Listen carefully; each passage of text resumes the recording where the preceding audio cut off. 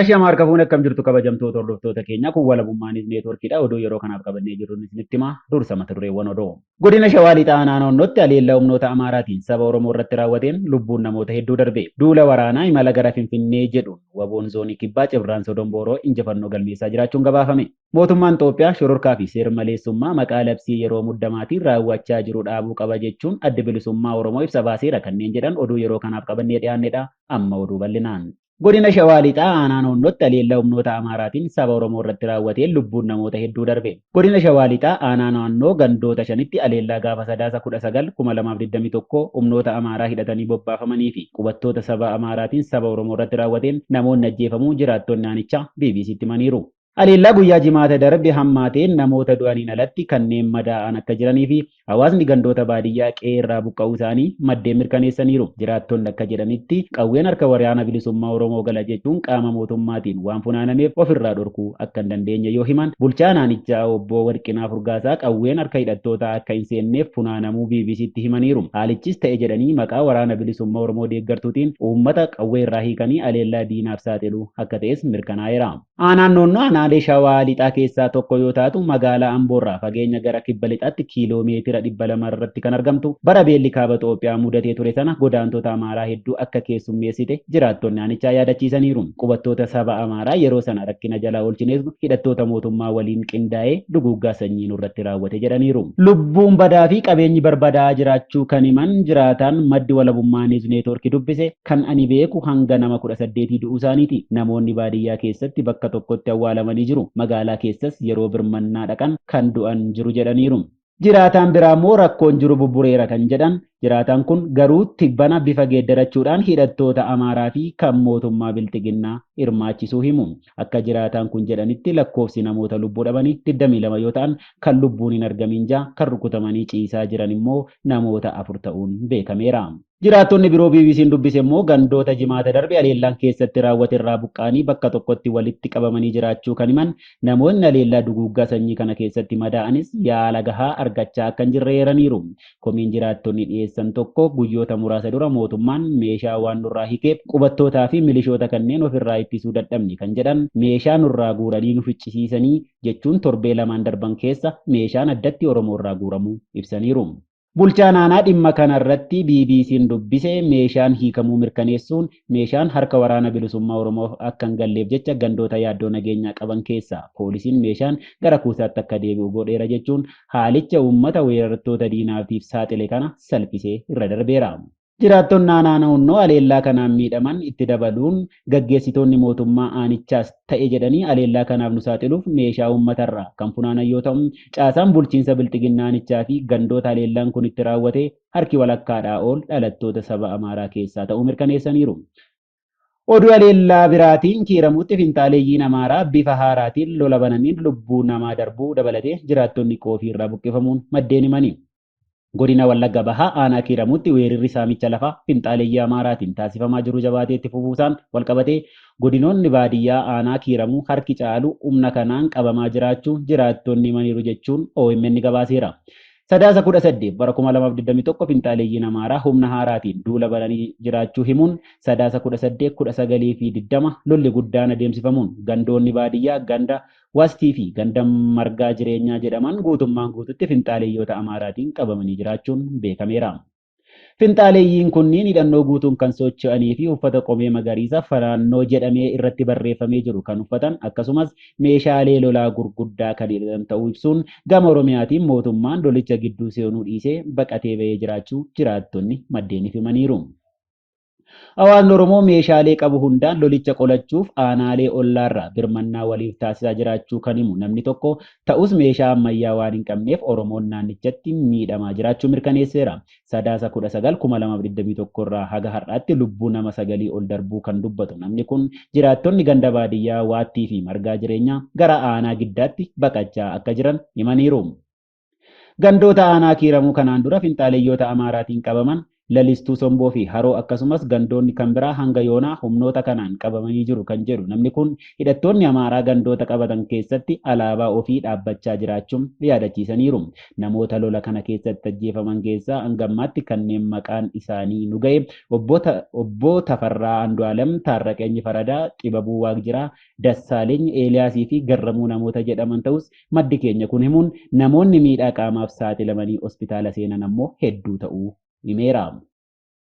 Lolicha ammallee itti fufee jiraachuu ibsuun uummanni Oromoo akka nuuf birmatu barbaanna. Namni keenya meeshaa ittiin qolatullee qaamolee mootummaan erga saamamee waan tureef humna ga'aa ittiin finxaaleeyyii kana dura dhaabbannu hin qabnu jechuun waamicha nu qaqqabu taasisaniiru. Duula waraanaa imala gara Finfinnee jedhuun waboon zoonii kibbaa Cebraan Sodombooroo injifannoo galmeessaa jiraachuun gabaafame. Kibba Oromiyaatti waraanni bilisummaa Oromoo waboon zoonii kibbaa Cebraan Sodombooroo duula imala gara Finfinnee kan ajajaa olaanaa ABO irraa darbe milkeessuuf tarkaanfii isaa cimsee itti fufuun lafoota hedduu kan akka Gumii Eldaalloo, Aanaa Liibanii fi kan kana fakkaatan to'achuun karaa guddichi gara Finfinnee irraa ka'ee magaalaa daldalaa guddoo Nageellee Booranaa seenuu fi kibba Sumaalee baadiyyaawwan keessa imalu waboon to'atamee magaalaan daldalaa Nageellee Booranaa kallattii hundaan waraana bilisummaa Oromoon marfamtee jiraachuu ishee maddi waboo zoonii kibbaa beeksiseera. Lola kana sadaasa 21/2021 guyyaa keessa sa'aatii 8 irraa kaasee kan gaggeesse waboon zoonii kibbaa Cebraan Sodombooroo magaalaa godina Gujii ba'aa kan taate Nageellee Booranaa marsee ture cabsee seenuun lola guddaa taasisuu ajajaan waboo himaniiru. Lola kana keessatti tika mootummaa Itoophiyaa kan ta'e hoogganaa poolisii magaalaa Nageellee Saajin Gammachuu jedhamuu fi hoogganaa biltiginnaa godina Gujii ba'aa kan ta'e Bochoraa isheetu waaree namoota jedhaman dabalatee qondaalotaa fi qaamolee mootummaa biltiginnaa 15 ta'an irratti adabbii fudhatamuu fi kanneen 21 ol ta'an immoo madoo cimaan aleeluu isaa waboon zoonii kibbaa beeksisee jira. Gama meeshaa waraanaatiin meeshaaleen akka AKM 7 ol, piistola tokko, duugementii fi moobaayilii garaagaraa hedduu qabeenyummaan isaa kan mootummaa biltiginnaa ta'e waboon to'atamuun isaanii gabaafameera. Mootummaan shororkaa fi seer-maleessummaa maqaa labsii yeroo muddamaatiin raawwachaa jiru dhaabuu qaba jechuun adda bilisummaa Oromoo ibsa baaseera. Ibsaa adda bilisummaa Oromoo sadaasa 22/2021. Labsii yeroo muddamaan Itoophiyaa ta'e jedhee ittiin gareewwan mormitoota siyaasaa mudduu fi uummata nagaa irratti yakkasuu kanneessaa raawwachuuf labse adda bilisummaa Oromoo gadi jabeessee balaaleffata jechuun ABO'n ibsa baaseera. Kaayyoo ijoon labsiiwwan yeroo muddamaa mootummaan Itoophiyaa seer-maleessummaa babal'isuudhaan uummata nagaa irratti gochaawwan suukanneessaa fi dararaa raawwachuudhaaf yaadameeti. Haaluma kanaan wal fakkaatuun labsii yeroo muddamaa sadaasa 2/2021 labsames dararaa fi humna waraanaa fayyadamuudhaan caasaalee paartilee mormitootaa diiguu fi miseensotaa fi deeggartoota paartilee mormitootaa irratti dararaa raawwachuudhaaf akka labsame ABO'n ibseera. Kunis gocha uummata dabalanii miidhuu fi humnaan jilbeeffachiisuuf yaadamee kan raawwatamee jirudha jedhaniiru. Adda bilisummaa Oromoo fi uummanni Oromoo xiyyeeffannoo ijoo labsii yeroo muddamaa kanaa waan ta'eef jaarmiyaalee fi namoonni dhuunfaa walaba ta'anii fi ilaalcha paartii badhaadhinaa irraa adda ta'e qabanis barbadeeffamuuf xiyyeeffannoo kana jala akka galan ABO'n ibseera. Labsii yeroo muddamaa yeroo ammaa hojiirra oolee jiru labsii baay'ee hammaataa uummata irratti dararamaa suukanneessaa raawwachuuf diriire yoo ta'u, kanaanis ilaalcha siyaasaa lammiilee biyyattii ukkaamsuu, dinagdee safuu fi xiinsammuudhaan laaffisuu dabalatee jireenya uummataa kallattii maraan mancaasuu irratti akka fuulleffate ABO'n himeera. Qabiyyeen labsii yeroo muddamaa yeroo ammaa labsamee jiru miseensotaa fi deeggartoota paartilee mormitootaa akkasumas maatii isaanii daangaa seeraa tokko malee akka fedhanitti adamsuu fi dararuudha. Humnoonni hidhatanii jiran yeroo barbaadanitti mana namaa kamiyyuu seenuudhaan waan fedhan akka raawwataniif ayyama argataniiru jechuun ABO'n labsii yeroo muddamaa kana balaaleffateera. Kunis daa'imman, dubartootaa fi namoota dullooman dabalatee miseensota maatii haleeluu fi dararuu, qabeenya dhuunfaa saamuu, nama kamiyyuu humnaan to'achuudhaan gara adda waraanaatti erguu of keessaa qaba. Gochoota baay'ee suukanneessaa fi rifaasisoo loltoonni mootummaa biyya Ahmed raawwatan keessaa mana haadha yookaan armee ayyuduree adda bilisummaa Oromoo Jaal Daawud Ibsaa ona dhaloota isaanii Oromiyaa lixaa godina Orroo Guduruu Abunnaatti argamu gubuun isaa tokkodha. Gareen maqaadhaaf biyya bulchina ofiin jedhu waanuma manichi bakka Jaal Daawud Ibsaa itti dhalatanii guddatan ta'e qofaaf gochaa seeraa fi safuun alaa akkanaa raawwachuun isaanii waan baay'ee nama qaanfachiisudha. Dabalataanis humnoonni mootummaa siidaa awwaalchaa harmee Jaal Daawud Ibsaa yeroo dhiyoo duute diiguudhaaf yaalii gochaa akka turan ABO'n ibseera. Gareen biyya bulchaa jiru humna waraanaa fayyadamuudhaan uummata jilbeeffachiisuuf yaaluun isaa gocha gadi bu'aa fi saalfachiisaadha kan jedhu ABO'n haala wal fakkaatuun loltoonni Abiyyi Ahimad mana jireenyaa maatii hidhamaa siyaasaa obbo Daawit Abdataa weeraranii jiru. Jaal Daawit Abdataa yeroo sadii ajaja mana murtiitiin hidhaarraa akka gadhiifamu ajajamee kan ture yoo ta'uyyuu sababa murtii seeraan ala mootummaa biyyiitiin haga ammaatti mana keessatti dararamaa jira.